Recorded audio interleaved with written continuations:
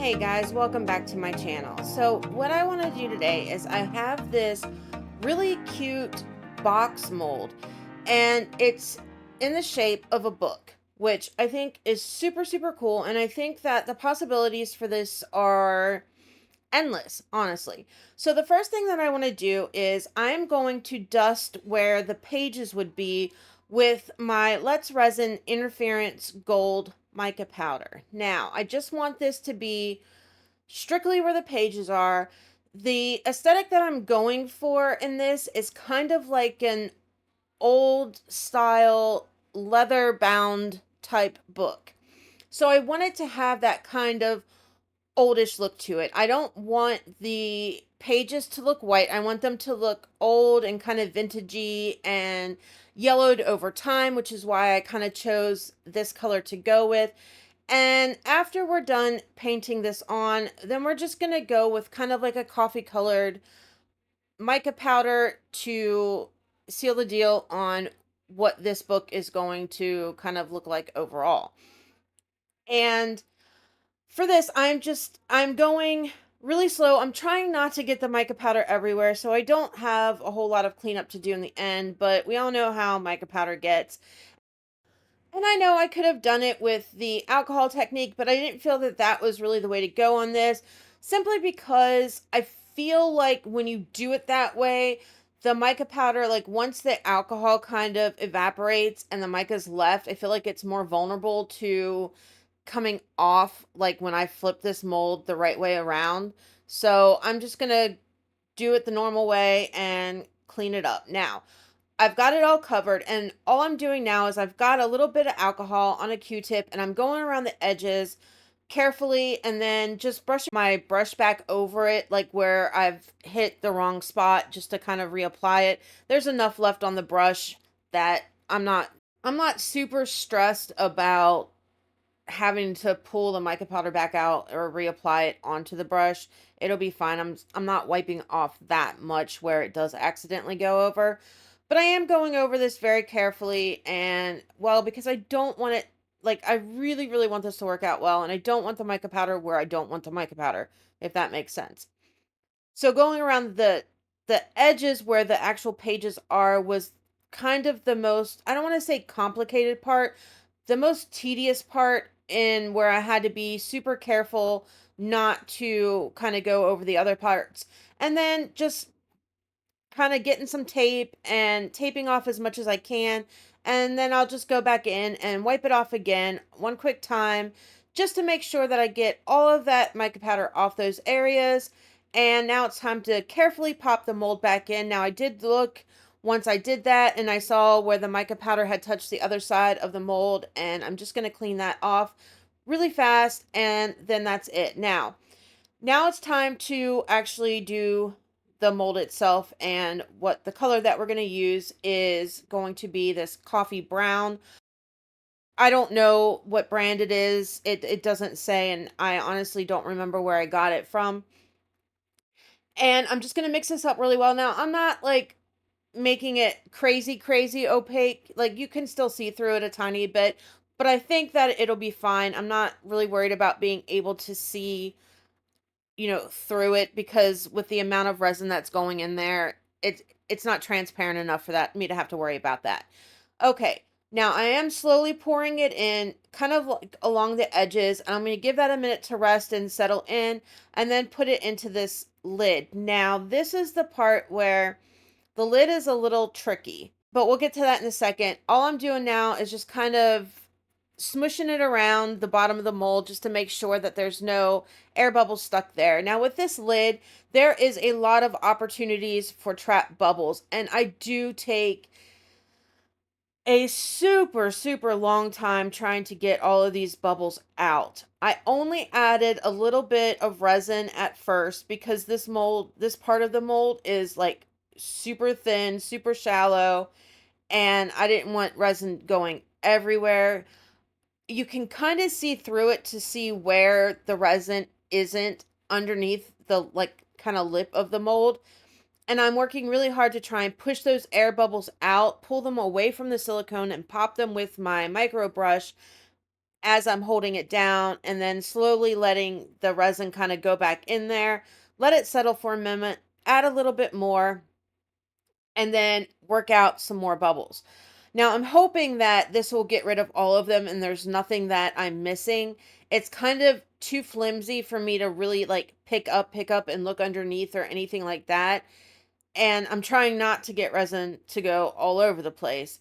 So I do spend probably a good 10 minutes doing this, honestly, just trying to work out any bubbles, because we all know, if you've done any kind of lids or even like those clear molds or jar molds or anything like that, the resin seems to, or the micro bubbles seem to like to not come all the way up. Like they kind of get trapped under the curvature of your silicone. And I'm trying to avoid that at all costs. So I do take my time working this out. And hopefully, fingers crossed, I won't have any serious issues with it when I demold.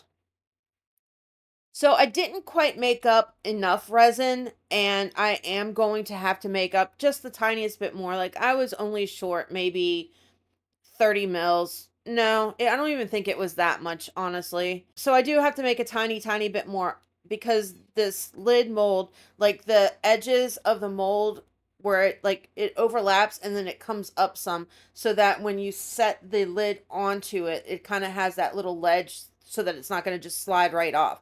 So I do need to make sure that I put enough in the top, and I might as well just finish filling up the bottom as well, because there are some designs on the, not just like the pages, but on the book bind as well. There are little intricate details, which hindsight, I didn't like, I knew they were there, but I didn't spend any time at all, honestly, trying to make sure that no micro bubbles got stuck around those little etchings or whatever in the side of the silicone. And I did end up getting a bunch of micro bubbles there because I didn't even think about it, honestly, at the time. Like, I was so worried about the lid that I didn't think about the fact that I should have spent a little bit more time on that one side of the book to make sure that I don't get the bubbles. But we live, we learn, and we move on. So, all in all, like, you can tell, but it doesn't destroy it, but it's definitely a learning lesson. Also, just a quick side note, my mold isn't crooked like that. It's my tray that it was on, and that's just for me to move it over to my drying rack. Okay, so here we are 24 hours later. This is all nice and cured, and now it's time to demold these babies. So I did have a time starting to kind of break that suction between the silicone and the resin to get this off. I was scared I was going to rip the mold because of how thin it is. But once I broke it, I didn't have any issues at all. And it is a very, very stretchy silicone. So you really, I didn't have to worry about it. I just kind of always, the first time I use a mold, kind of stress about demolding it just a little bit, trying to figure out how to do it. But once you get going, it's fine. I don't have any issues whatsoever. It comes out beautifully. And I did get nothing on the top, thank God. But there were a few on the bottom that still, no matter how hard I tried, just were in there. So it is what it is. Now it's time to demold the book. And I'm just going around and kind of breaking all of the suction between the little pages and all of that good stuff. And then we're going to pop this baby out now. I really do love this mold. Like I think it is so cute. And I think it'll make a great gift, or just really pretty thing just to hold, little trinkets and jewelry or whatever. I think it's gorgeous. I really truly do. Look at this.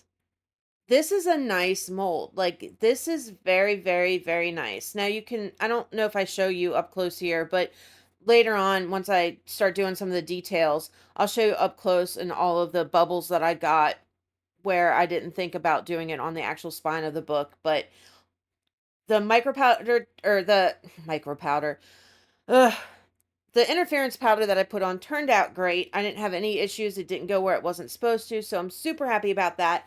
Now it's time to detail this baby out.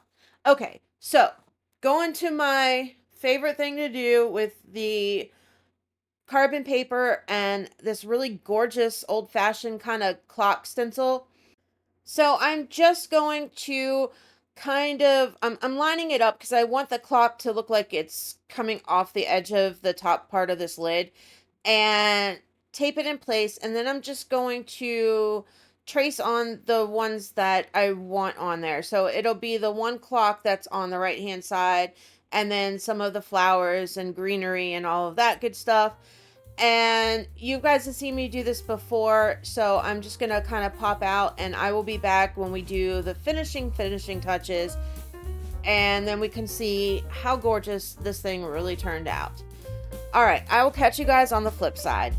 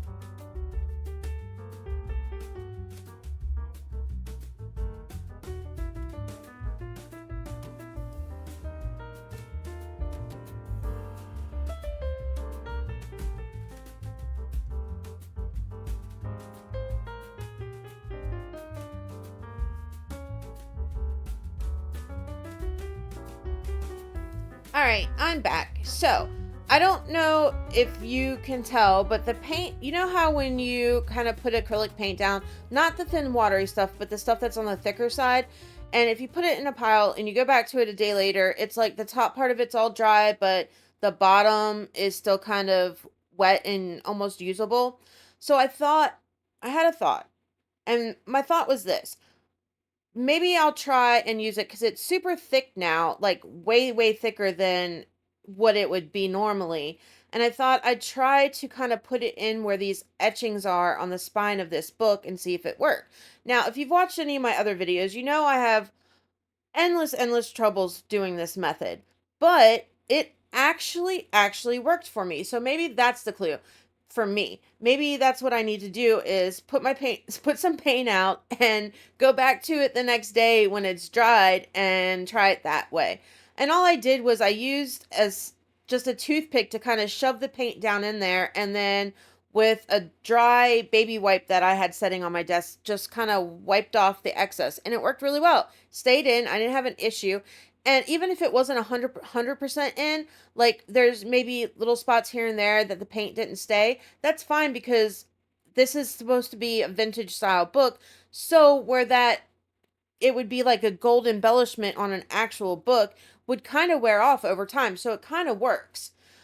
So now I decided that I want to kind of have something in the bottom. So I just got a piece of felt and cut it down to the size that it needs to be. Now I did play around with some other colors, and the brown that I have is just kind of like it's a gross kind of disgusting poopy brown, and I didn't want that in there, and it didn't go with the other brown of the actual box itself. So that wasn't going to work, and none of the kind of pinky reds that I have matched the flowers. So I was like, all right, I'm just going to go with white, and that's all it's going to be. So I cut it down the size. Then I'm just taking some clear Elmer's glue and kind of putting a bunch in the middle so that I can spread it out to the sides, because I don't want it to come up and over top of the felt, but I do want those edges to be glued down as well.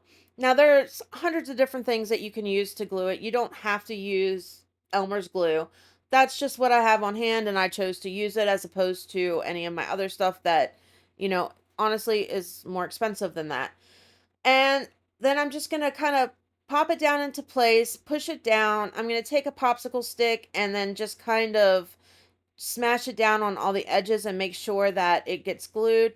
Then I'm just going to take my bottle, stick it on top, and wait for this to dry. And then once it's dry, we'll come back and finish this baby up. All right, so it's about 20-30 minutes later, and now I'm just getting some diamond glaze, and I decided that I want to go a little bit farther. So on some of these, they were just kind of gold spots that I made in the center of this one other flower. I'm just going to use a few of the diamond dots that I had left over from the project that I did on Saturday, and I'm going to put them to use. And I'm just going to kind of embellish this a little bit more. So I did the one on there, and then I decided that I want to add a few more to the spine of this book. So I'm going to take some green just to kind of go with the green that I've got on the top and line it up just along the top side and the bottom of like where the embellishments are on this spine. And that's it. Put a little bit of the glaze on there, line these up. I add a little bit more because it does, once you smooth the glaze out, it does dry fairly quickly. So I did have to go back in and add just a little bit more just to make sure that these are stuck on really, really well. And then I decided that I have, like, if you saw the cross video, then you notice that kind of like almost brownie kind of champagne-y color that I had. I decided that that's what I want to use for where I have the gold spots on the actual the lid of the book, and just kind of place those there. And then that's pretty much it. Let it dry and we are done. I love this project. I really, really do. I think it turned out gorgeous.